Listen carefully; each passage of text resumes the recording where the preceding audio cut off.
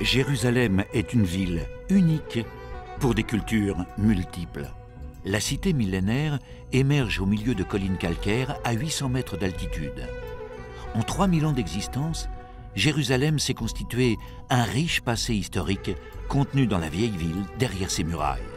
Sur un seul kilomètre carré, la surface de la vieille ville, l'histoire a laissé d'innombrables vestiges remarquablement préservés.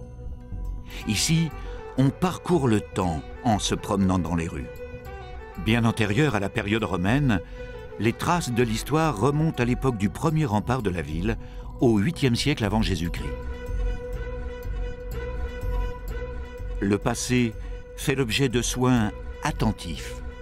Une façade peut être conservée en attendant que l'arrière du décor soit reconstruit. Lorsqu'il a une portée symbolique, le passé est plus encore protégé. Ainsi, un établissement de style colonial entretient le souvenir de la rencontre entre Yitzhak Rabin et Yasser Arafat en 1993. L'événement se déroula dans la chambre 14. Il précédait la signature officielle des accords d'Oslo en septembre de la même année.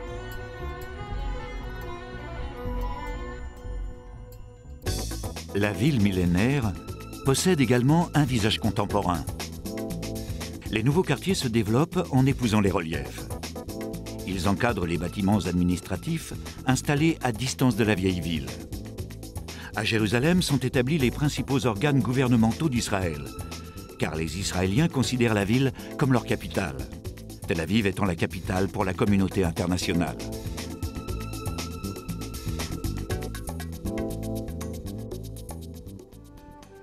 Que de chemins parcourus entre la cité conquise par Alexandre le Grand au IVe siècle avant Jésus-Christ et la ville prise par les Anglais en 1917. Certaines boîtes aux lettres rappellent le passé. Elle fonctionne encore, une boîte aux lettres de l'époque du mandat britannique avec la couronne du roi George. Et d'ailleurs, c'est l'endroit où le général Allenby a reçu les clés de la ville le 9 décembre 1917. Sur la porte de Sion, des impacts de balles rappellent la guerre des 6 jours et la conquête de la partie est de la ville en 1967. Tout au long de l'histoire, les combats ont fait de nombreuses victimes, qui ont trouvé leur dernière demeure dans une terre âprement disputée depuis des siècles.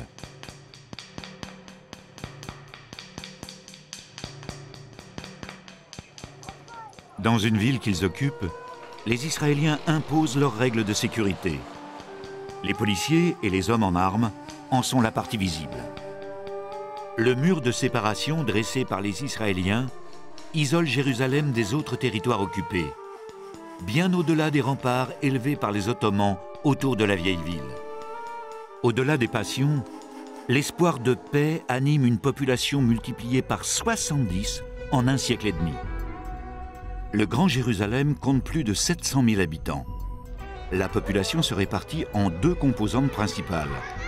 Si l'on inclut les colonies, la majorité des habitants sont juifs, les autres sont palestiniens, la plupart étant musulmans, d'autres chrétiens, sans compter la petite communauté chrétienne des Arméniens. Les modes de vie à Jérusalem sont très contrastés. Les identités culturelles amènent les uns et les autres à montrer leurs différences. Elles reflètent le rayonnement international de la ville. Mais au carrefour des cultures, le contraste est parfois surprenant. Jérusalem est une ville sainte pour les 3 grandes religions monothéistes. Les musulmans appellent la ville Al-Quds, la Sainte. La ville de Jérusalem occupe une position centrale dans la religion juive. Chaque juif, à travers le monde, se doit de la soutenir et de la protéger. Dans la religion chrétienne, la cité joue un rôle fondamental pour le nombre de ses lieux saints. La ville est le site principal des événements qui ont marqué la fin de la vie du Christ. Les chrétiens y trouvent l'inspiration de leur foi. Les lieux saints attirent les pèlerins des 3 grandes religions. Leur nombre varie beaucoup selon le calendrier et l'importance des fêtes religieuses. Ils pratiquent leurs rites et affichent leurs différentes appartenances. Quelle que soit leur religion, les origines des pèlerins sont étonnamment variées. I'm from Ivory Coast. Argentina. République démocratique du Congo. Indonesia. Jordan. India. Golan. Thank you. Le pèlerin est le plus souvent aussi touriste. Et une véritable industrie touristique alimente l'économie de la ville. Certains regrettent pourtant de voir le sacré réduit à un produit de consommation. Dans ses nombreuses variantes, la croix du Christ révèle toutes les composantes de la foi chrétienne. De la même façon, Jérusalem a de nombreux visages et au moins autant de passions.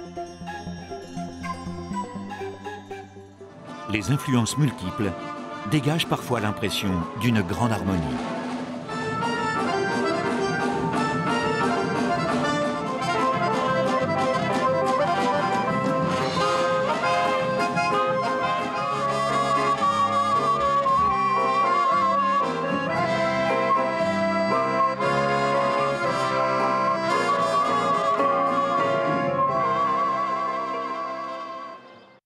À une cinquantaine de kilomètres de Tel Aviv, Jérusalem occupe une position particulière entre Israël et les territoires palestiniens.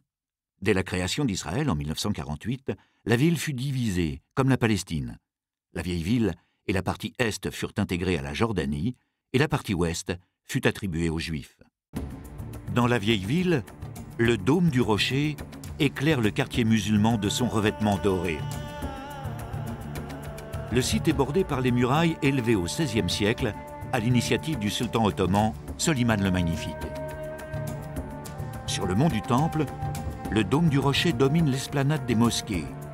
L'endroit est crucial, tant pour les juifs que pour les musulmans. Jérusalem est la troisième ville sainte de l'islam, car c'est ici que le prophète Mahomet a quitté la terre pour rejoindre Allah. Le dôme abrite le rocher d'où il s'était lancé vers le ciel.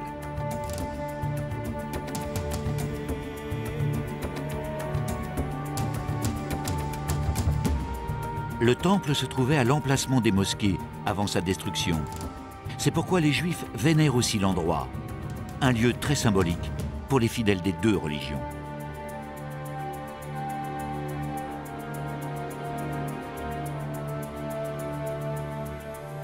Pour compléter leur présence sur les lieux, les musulmans ont ajouté un édifice à proximité du dôme du rocher. La mosquée Al-Aqsa est une des plus prestigieuses du monde. Al-Aqsa signifie « la lointaine ». Le nom rappelle le long voyage nocturne accompli par Mahomet pour se rendre de la Mecque à Jérusalem. Les archéologues pensent que la mosquée a été construite sur les vestiges d'une église byzantine, mais les musulmans le contestent. Des divergences portent aussi sur l'ancienneté de l'édifice.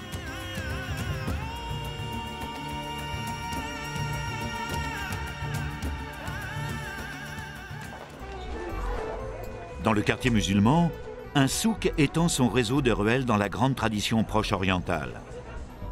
Si l'accès aux lieux saints de l'islam est strictement contrôlé, les échoppes sont, elles, ouvertes sans restriction.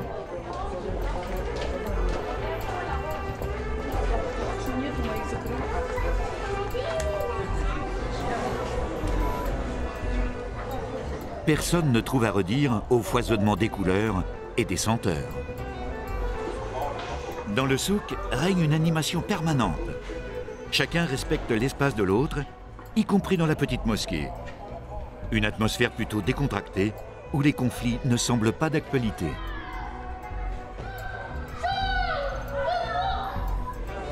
Les parfums d'épices accompagnent les visiteurs à travers le souk.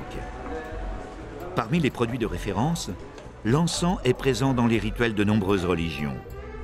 Aussi répandu, la grenade est connue dans le bassin méditerranéen depuis l'Antiquité.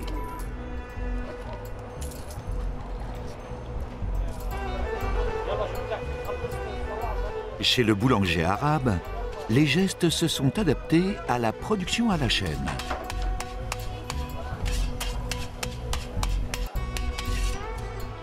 L'artisan a cédé la place à la machine qui fabrique les petits pains.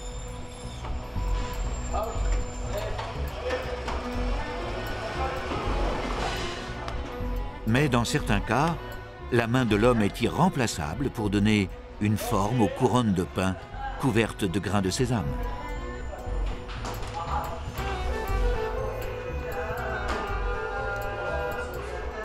À peine sorti du four, le pain rejoint l'étalage.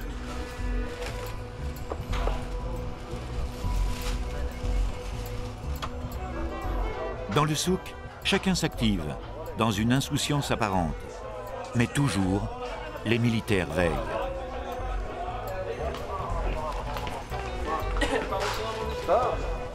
Le souk est un monde d'échange. Échange de gestes, échange de marchandises, échange de regards.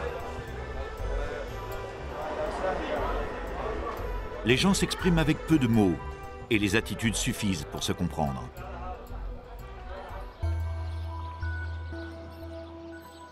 Les jours de Ramadan, juste après le coucher du soleil, le jeûne est interrompu. Dans une arrière-boutique, les employés prennent leur repas ensemble. Les rites se pratiquent aussi sur les lieux du travail. La vie s'arrête pour suivre les traditions. Le Ramadan se termine par la fête de l'Aïd. Elle se prolonge, loin dans la nuit, le long des guirlandes électriques.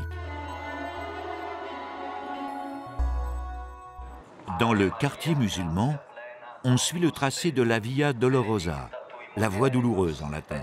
La Passion du Christ s'est en partie déroulée sur un parcours en plusieurs phases. Les pèlerins parcourent le chemin de croix en s'arrêtant à chacune des 14 étapes, les stations.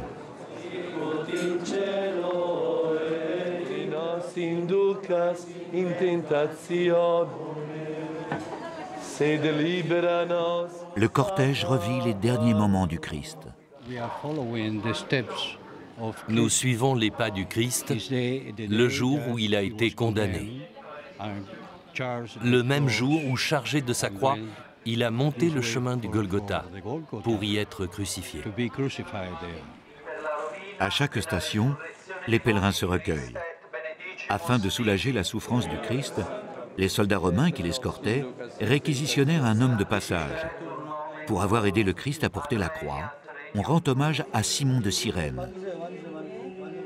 D'après la légende, le Christ aurait laissé l'empreinte de sa main sur un mur.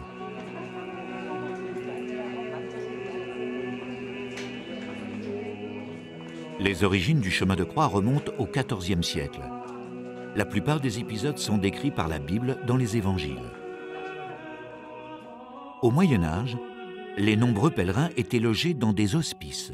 Mais qu'est-ce qu'un hospice? Le mot hospice, c'est l'ancêtre du mot hôtel, puisqu'au Moyen-Âge, ça recoupait les expressions modernes d'hôtel, hostellerie, hôtellerie, hôpital. C'était une seule et même chose, donc c'est un hôtel modeste pour différentes nations qui viennent à Jérusalem. Les chrétiens viennent à Jérusalem en pèlerinage depuis très longtemps. C'est la mère de l'empereur romain Constantin qui lança le mouvement au IVe siècle. L'empereur se convertit au christianisme et décida la liberté de culte. L'empereur et sa mère sont des saints pour les orthodoxes. L'église copte orthodoxe basée à Alexandrie en Égypte et l'église orthodoxe unifiée d'Éthiopie figurent parmi la vingtaine d'obédiences représentées dans le quartier chrétien de Jérusalem.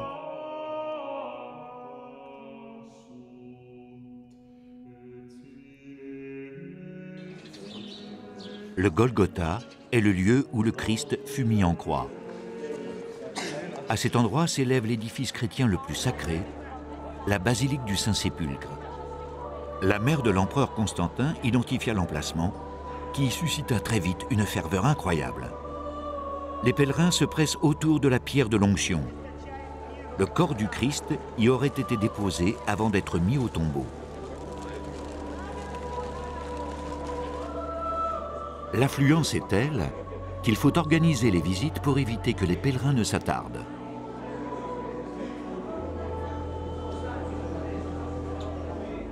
On s'empresse de toucher les lieux sacrés et d'immortaliser son passage. Le phénomène n'est pas nouveau. Arrivés à Jérusalem au XIe siècle, les croisés laissèrent des traces de leur intervention. Ils récupéraient ainsi le lieu que les Ottomans occupaient depuis 400 ans.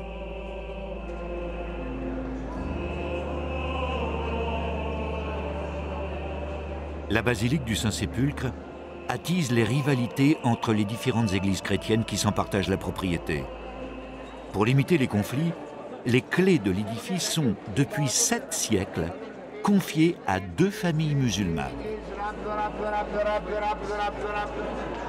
Dans un souci d'apaisement, ce sont les Ottomans qui établirent les règles de la cohabitation entre les chrétiens.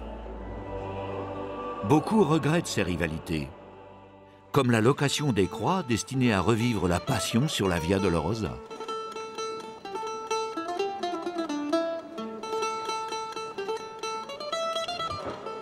À Jérusalem, on n'est pas à un paradoxe près. Un souk est également ouvert au milieu du quartier chrétien. Dans tous les souks, l'approvisionnement des boutiques est compliqué par les allées étroites. Lorsqu'en plus les ruelles sont en pente, les livreurs s'équipent de moyens de freinage adaptés.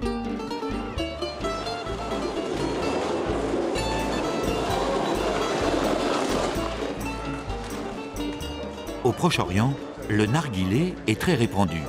Avant d'arriver à la bouche, la fumée traverse un récipient d'eau parfumée. Le tabac est brûlé dans un foyer chauffé au charbon de bois. Autre coutume, le tric-trac. Le bruit que font les dés en tombant est à l'origine du nom. C'est une tradition indissociable du thé à la menthe.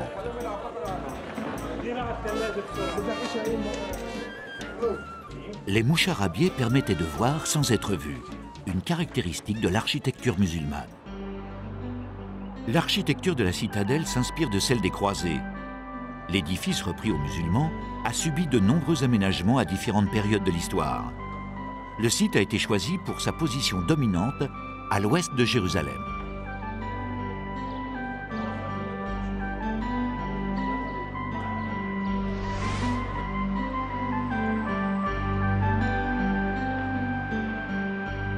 La puissante forteresse contrôle l'accès à l'une des 8 portes découpées dans l'enceinte de la ville, la porte de Jaffa.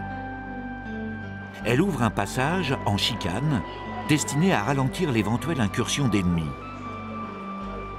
Mais la configuration de la porte est plutôt surprenante.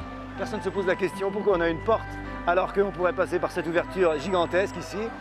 Et la raison, c'est qu'en 1897 est passé ici le carrosse de Guillaume II. Le carrosse de l'empereur d'Allemagne était trop large pour passer par la porte.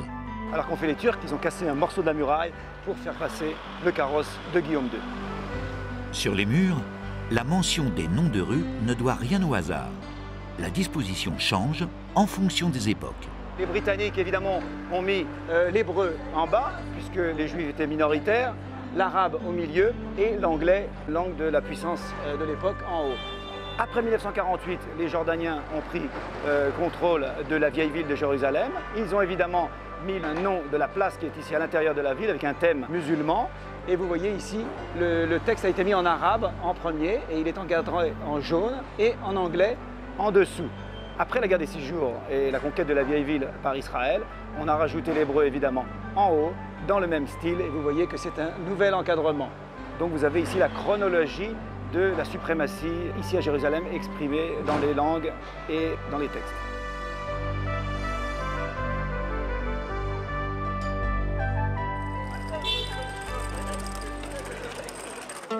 Au sud-ouest de la vieille ville, s'étend le quartier d'un peuple qui fut le premier à adopter le christianisme comme religion officielle. Les Arméniens se convertirent au tout début du IVe siècle. Leur céramique aussi fait preuve d'originalité. La céramique arménienne, c'est un art des Arméniens de Jérusalem seul. Dans tout le monde, il n'y a pas de céramique arménienne, seulement en Jérusalem. Après la perte de leur royaume au Ve siècle, les Arméniens se sont établis à Jérusalem. Depuis cette époque, ils vivent dans un quartier qui est devenu un centre intellectuel, un foyer artistique et surtout leur capitale spirituelle.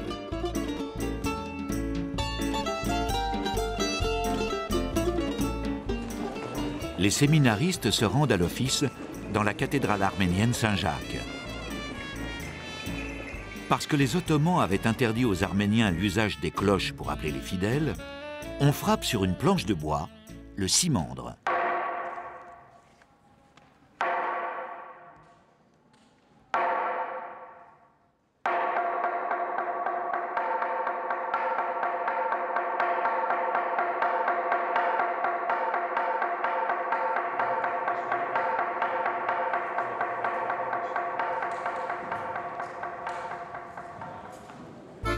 Le quartier arménien est voisin du quartier juif au sud de la vieille ville. En grande partie détruit lors des combats de 1948, le quartier juif a été reconstruit, ce qui explique ses allures plus modernes.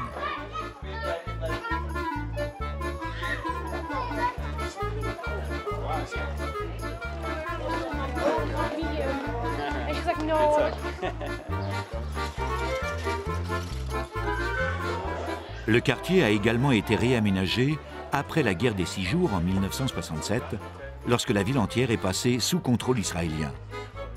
Les parties les plus anciennes ont été soigneusement préservées. Beaucoup de monuments historiques ont souffert des conflits, mais les habitants tiennent à entretenir le souvenir d'un passé parfois mythique.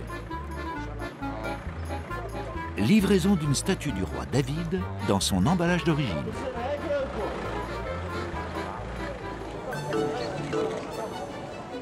Le va-et-vient est quasi permanent sur une vaste esplanade au sud-est de la vieille ville.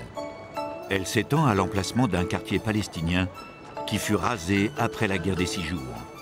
L'espace donne accès au lieu le plus sacré du judaïsme, le mur des lamentations.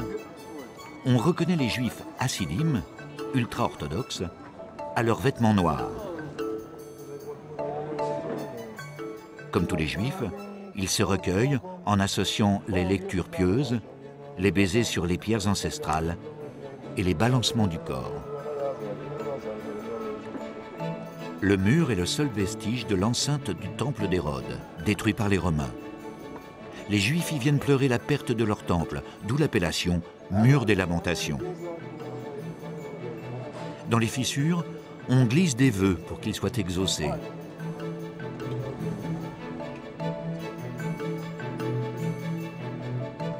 Les Juifs prient en se balançant. C'est une coutume qui remonte au Moyen Âge. Le mouvement est destiné à éloigner des croyants les préoccupations terrestres.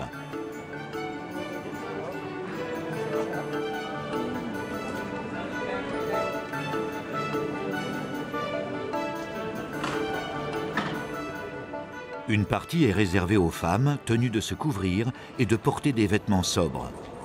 On ne s'éloigne jamais du mur en lui tournant le dos.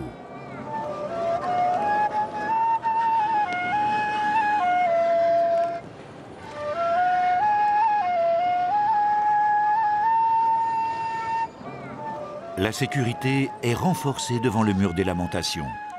Dans cette partie de Jérusalem, depuis 1967, les forces armées israéliennes font partie du paysage.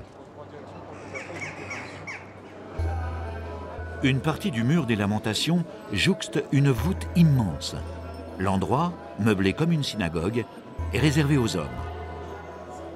L'évocation des lamentations du peuple juif est péjorative pour beaucoup. C'est pourquoi l'appellation mur occidental, c'est-à-dire à l'ouest du temple, est aujourd'hui préférée.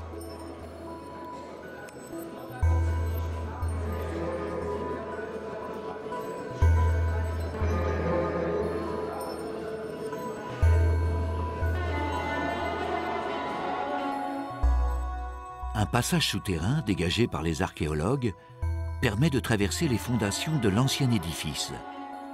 On se faufile entre les pierres gigantesques. En progressant de la sorte, les Juifs cherchent à se rapprocher de la zone centrale du temple, là où se trouvait le Saint des Saints. Seul le grand prêtre avait la permission d'entrer dans cette partie du sanctuaire, éminemment symbolique.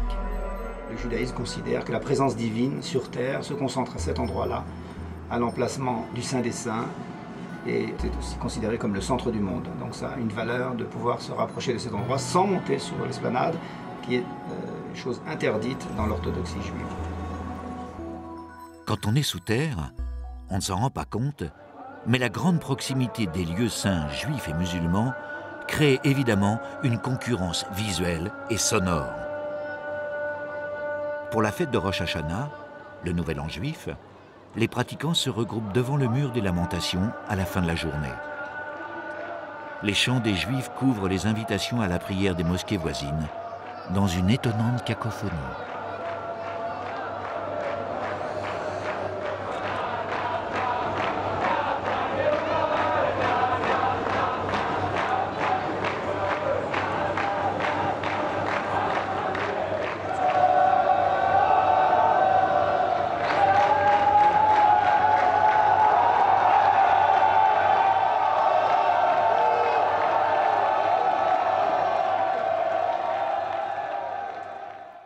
Le Nouvel An juif se déroule sur 2 jours complètement chômés. La ville semble figée, les magasins sont fermés, le temps s'arrête pour les Juifs. Pas un chat dans les rues, ou presque.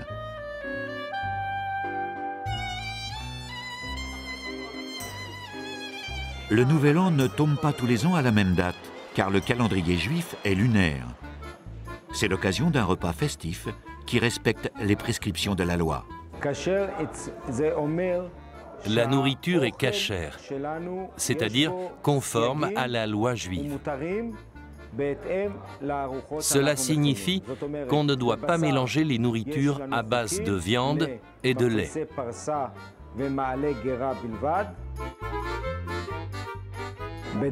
Concernant la nourriture à base de viande, seuls les animaux ruminants à sabots fendus sont autorisés à la consommation. Concernant les poissons, ils doivent avoir des écailles et des nageoires. Il ne faut pas mélanger les nourritures à base de viande et de lait, ni au niveau de la consommation, ni au niveau de la préparation. Le label kasher est une garantie de conformité à la loi juive. Mais à Jérusalem, les choses ne sont jamais aussi tranchées. On en prend conscience dans une boulangerie apparemment banale, mais qui résume à elle seule toute la complexité de la ville. C'est une boulangerie arabe, kasher, dans le quartier juif. Un bon signe, car le pain est un symbole de vie dans de nombreuses cultures. Jérusalem a été bâtie sur des collines. L'une d'elles s'appelle le Mont Sion.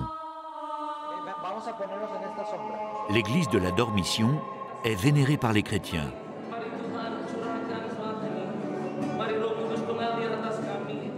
L'édifice est élevé à l'endroit où la Vierge serait morte, ou plutôt tombée dans un profond sommeil avant de monter au ciel.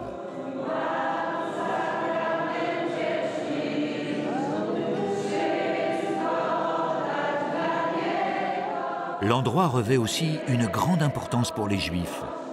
On y représente les tables de la loi que Dieu donna à Moïse. Parce que le tombeau du roi David a été installé 2000 ans après sa mort, beaucoup doutent qu'il soit authentique. Pourtant, c'est l'un des lieux les plus sacrés du judaïsme. Quand le mur des Lamentations devint inaccessible, le tombeau se transforma en un lieu de pèlerinage très fréquenté.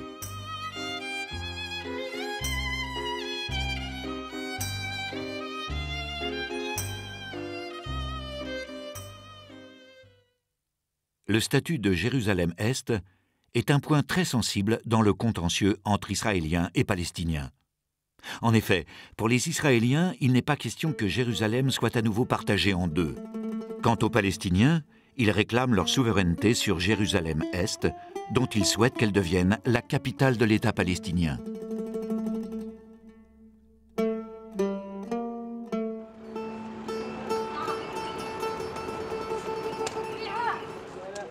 Pour les protestants, le jardin de la tombe abriterait le tombeau authentique du Christ. Une hypothèse rejetée par la plupart des autres chrétiens qui ne reconnaissent en effet que le Saint-Sépulcre. Le Christ fut crucifié sur une colline appelée le lieu du crâne, en hébreu Golgotha.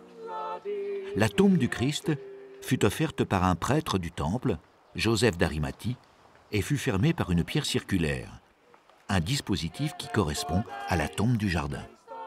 Si cette tombe est bien celle de Joseph d'Arimathie, le corps du Christ, descendu de la croix du Golgotha que l'on vient de voir, a été déposé ici, dans ce jardin.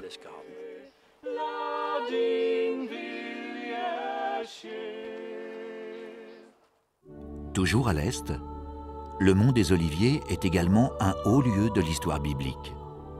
Plusieurs événements majeurs s'y sont déroulés, et notamment l'Ascension du Christ. La mosquée de l'Ascension abrite un site chrétien de la première importance. Sur le sol de pierre poli par les nombreux visiteurs apparaît l'empreinte d'un pied du Christ. Il l'aurait laissé au moment de quitter la terre. L'endroit appartient aux musulmans qui reconnaissent le Christ en tant que prophète. Jésus est d'ailleurs monté au ciel comme le prophète Mahomet. Le Carmel du Pater fut donné à la France par la princesse de la Tour d'Auvergne.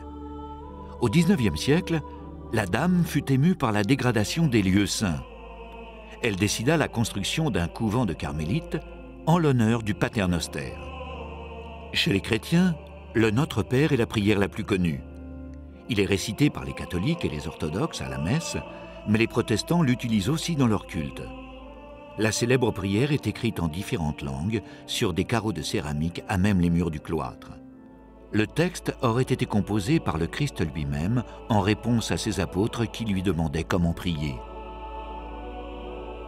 Le Notre Père aurait été enseigné non loin d'ici par le Christ à ses disciples.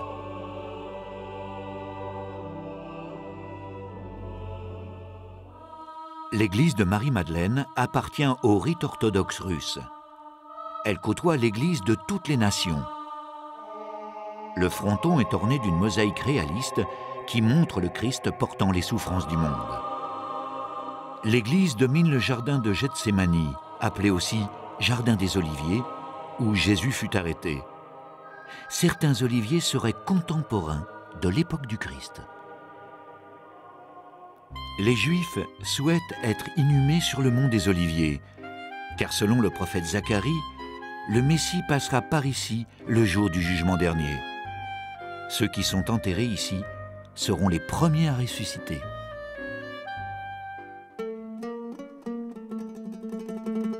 Au cimetière musulman, les tombes ont le même dépouillement. Le corps du défunt est déposé dans la terre, sans cercueil, la tête tournée vers la Mecque.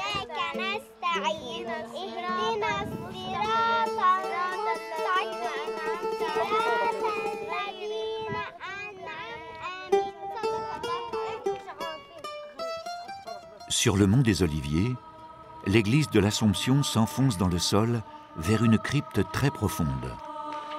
Marie, la mère du Christ, est décédée au milieu du 1er siècle. Elle aurait été déposée par les disciples de son fils dans un caveau où elle ne resta que 3 jours avant de quitter la terre. Le tombeau appartient à l'église grecque orthodoxe, mais les Arméniens, les Syriens et les Coptes se partagent l'autel. Le culte de la Vierge, qui remonte en cet endroit au 5e siècle, est toujours aussi vivant.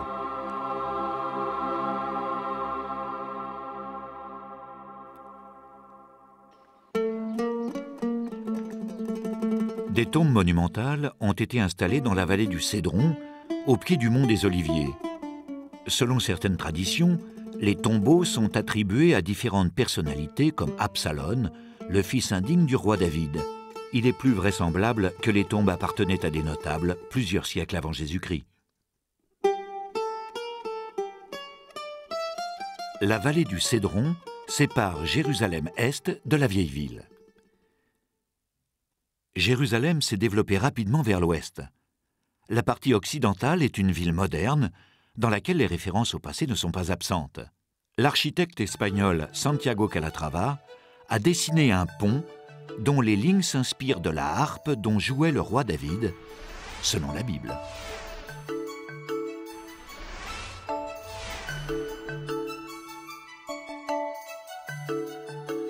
Un moulin à vent domine le quartier de Yemin Moshe, l'un des premiers quartiers juifs construits hors des murs. Avec son toit en forme de couvercle de jarre, le sanctuaire du livre fait partie d'un ensemble composé de musées et de bâtiments officiels. Le passé de Jérusalem est également évoqué à travers l'impressionnante maquette de la ville à l'époque du Second Temple. La maquette est au 1/50e et elle utilise des matériaux dont on considère Jérusalem a été construite à l'époque, à savoir le calcaire de Jérusalem, la céramique pour les tuiles et le temple en marbre. Le temple est reproduit dans l'état précis où il était juste avant sa destruction par les troupes romaines.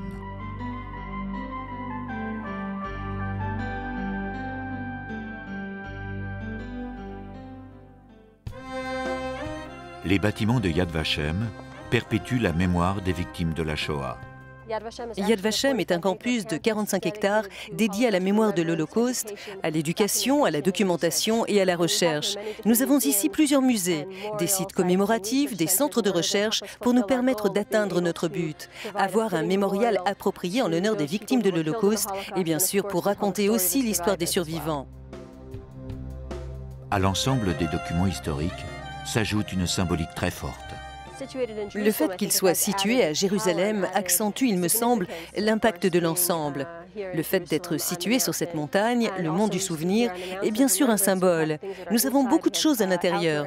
Nous avons des espaces aménagés avec des jeux d'ombre et de lumière qui se mélangent à la vie et bien sûr à nos souvenirs. Tout cela a une signification très profonde. Les témoignages des familles et des amis des victimes sont conservés dans la salle des noms.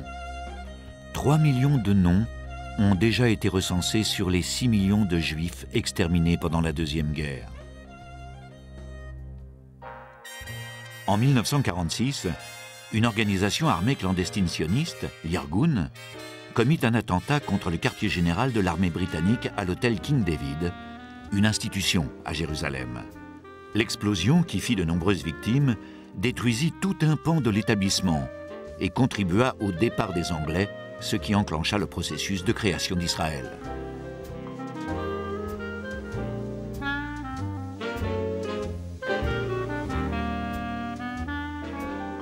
De nombreuses personnalités ont fréquenté l'hôtel King David.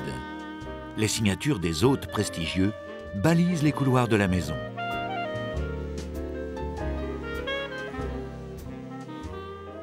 À l'hôtel, on célèbre une bar mitzvah. La cérémonie marque l'accès d'un garçon de 13 ans à la maturité religieuse chez les Juifs. Le garçon remercie les invités présents avant que la fête commence.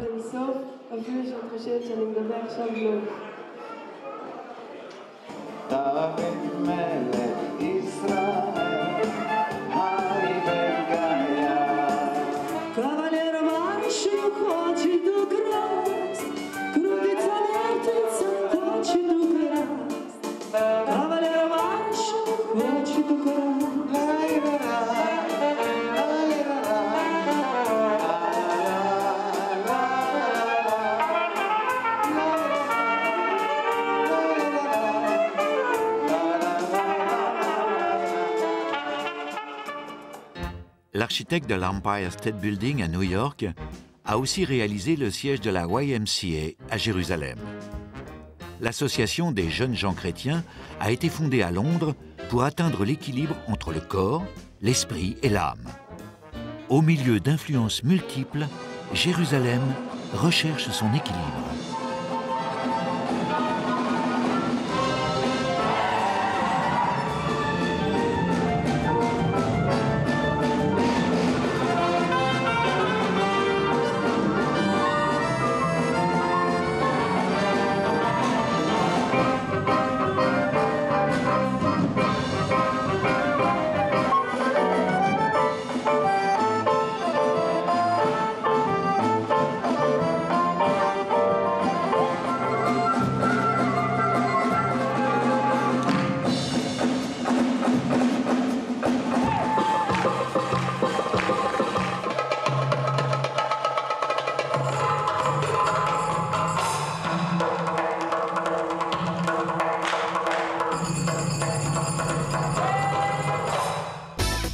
L'influence occidentale est évidente dans le plan d'aménagement de Jérusalem-Ouest. De très nombreux architectes locaux sont formés en Europe et aux États-Unis. Lorsque les professionnels exposent leur vision du futur, les grandes villes américaines sont souvent prises en exemple. Mais les bâtiments anciens doivent être respectés. Il n'est pas rare qu'un édifice soit démonté pour être reconstitué ailleurs. Il s'agit alors de bien numéroter les pierres.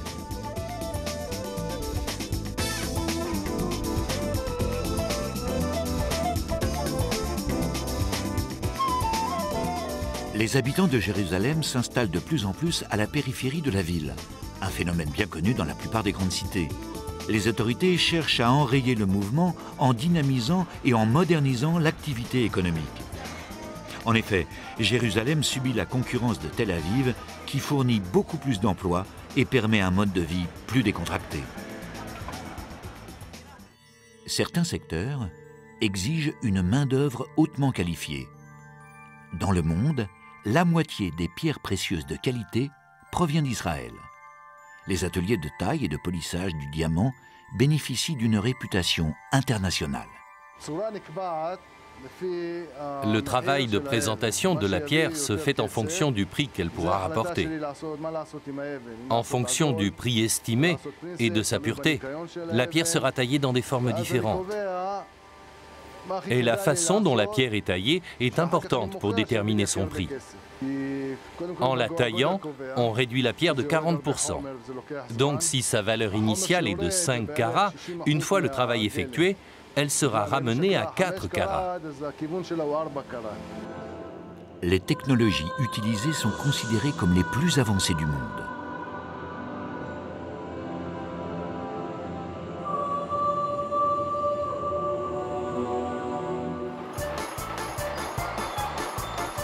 Le marché Yehuda connaît une effervescence presque ininterrompue. Les étalages sont éclectiques, mais les produits révèlent l'influence des Juifs orientaux.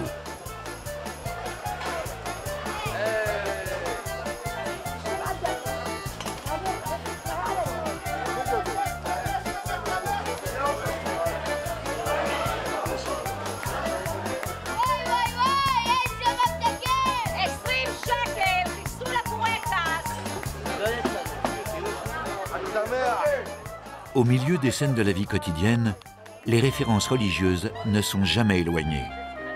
Des Juifs orthodoxes incitent les passants à remplir un devoir religieux. C'est un rituel que le jeune Juif accomplit pour la première fois lors de la bar mitzvah. Il fait ce qu'on appelle le téphilin, c'est une mitzvot, une bonne action.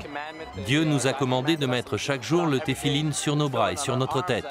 Il le met donc sur le front et il récite le Shemot, le verset qui parle de l'unité de Dieu. Le phylactère, la petite boîte posée sur le front, contient des extraits de la Bible.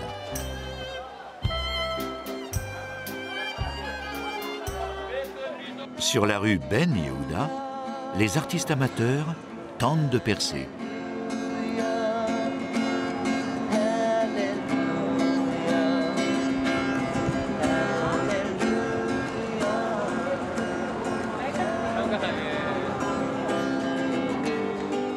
La musique peut aussi faire passer un message religieux.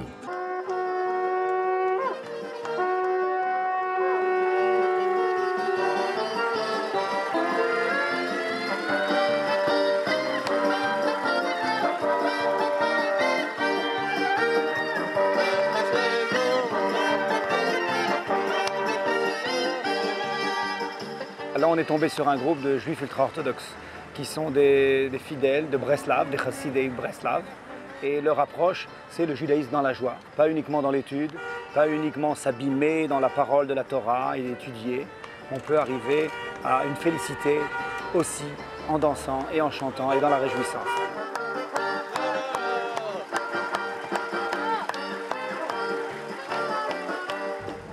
Le quartier de Mea Shearim donne l'impression qu'on a remonté le temps pour se retrouver dans une ville d'Europe de l'Est à la fin du 19e siècle.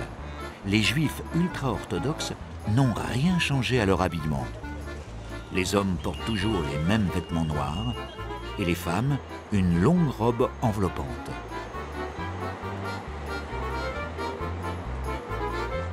Ici, on parle yiddish au quotidien.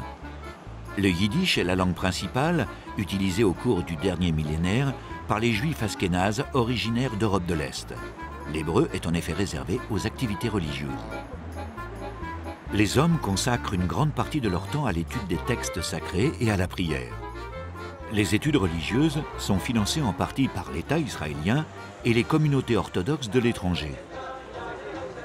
La prière peut adopter différents supports, y compris le CD.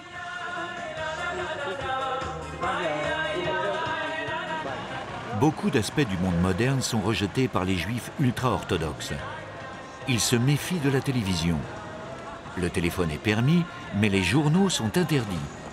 La communication des nouvelles se fait donc par voie d'affichage.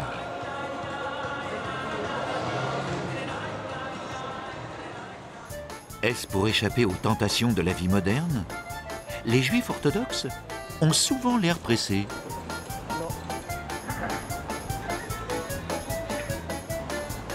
Quand ils s'arrêtent, on peut facilement observer la grande diversité de leurs chapeaux. Un accessoire vestimentaire qui n'est absolument pas décoratif. Les chapeaux que nous portons sont un héritage religieux et traditionnel du mode de vie qui était le nôtre pendant la diaspora, notamment en Pologne. En Israël aujourd'hui, il est toujours possible de reconnaître les origines et les traditions selon le chapeau. Même traditionnel, on ne porte tout de même pas n'importe quel chapeau.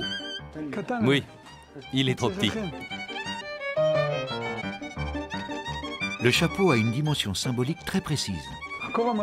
Le port du chapeau nous donne une responsabilité morale qui se traduit dans nos gestes.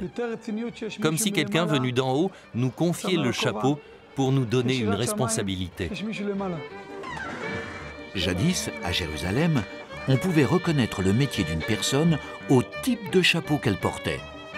Les Juifs ultra-orthodoxes portent une trentaine de modèles de chapeaux différents. Comme leur couvre-chef ne les quitte presque jamais, il importe que la fabrication soit irréprochable et que l'entretien en soit aisé. La réputation de certains articles a franchi les frontières. Ce chapeau est le meilleur chapeau de l'entreprise Frester. Il est toujours fabriqué en Hongrie. La qualité de ces chapeaux est constante. Elle ne s'altère pas avec le temps, même au nettoyage.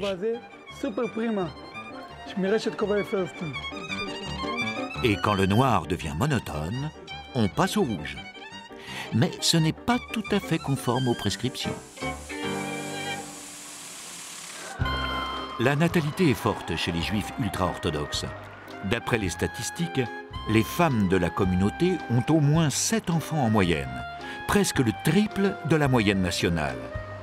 Un danger, selon les laïcs, qui craignent de voir la religion s'imposer partout. Les laïcs critiquent également la formation religieuse que les hommes suivent jusqu'à l'âge de 40 ans. Pendant ce temps, ils ne reçoivent aucun autre bagage qui leur permettrait de travailler. De plus, ils sont exemptés des obligations militaires. Dans les synagogues, à la fin du mois de décembre, on prie pour la fête de Hanouka. La fête dure 8 jours et dans les rues, on vend des soufganiotes, des beignets fourrés de crème pâtissière, de confiture ou de chocolat. Une coutume que beaucoup d'amateurs ne manqueraient pour rien au monde.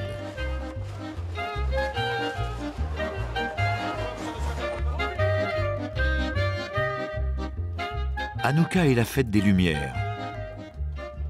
On allume des bougies sur un chandelier à 9 branches appelé la Hanoukia.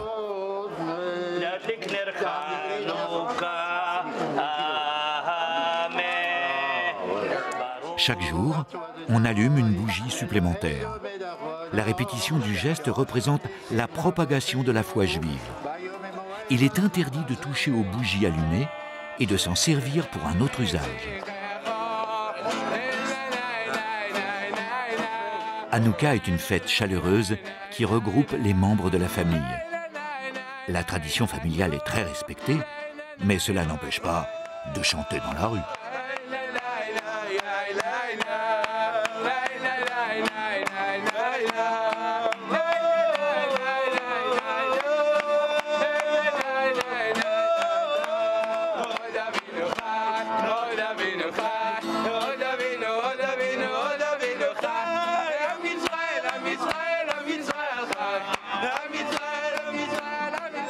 Toutes les composantes de Jérusalem se mélangent dans la nuit.